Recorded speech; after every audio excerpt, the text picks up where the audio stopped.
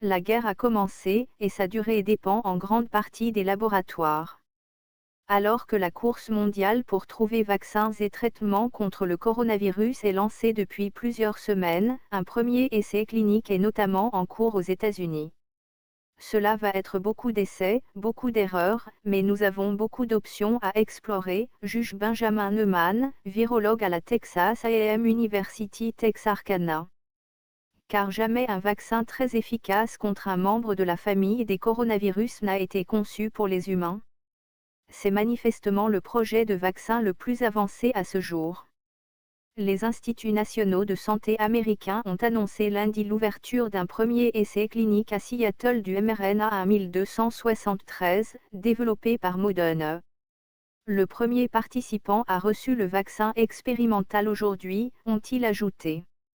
Au total, 45 patients participeront à cet essai pendant environ 6 semaines, tous volontaires, âgés de 18 à 55 ans et en bonne santé.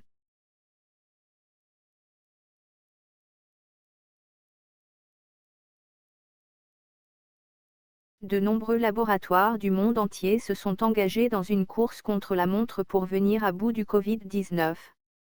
L'Union européenne espère qu'un vaccin contre le nouveau coronavirus soit mis au point avant l'automne, selon les mots d'Ursula von der Leyen, chef de l'exécutif européen.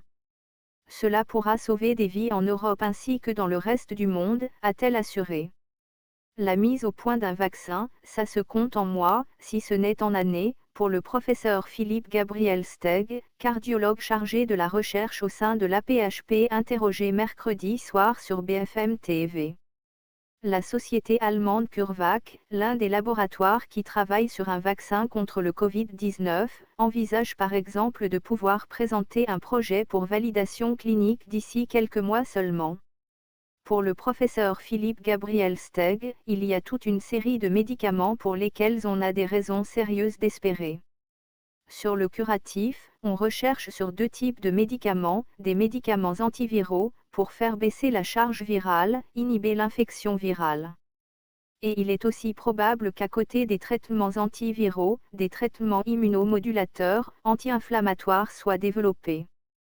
Peut-être aura-t-on même besoin de combinaisons de traitements, mais il y a toute une série de médicaments pour lesquels on a des raisons vraiment sérieuses d'espérer, assure le scientifique sur notre plateau.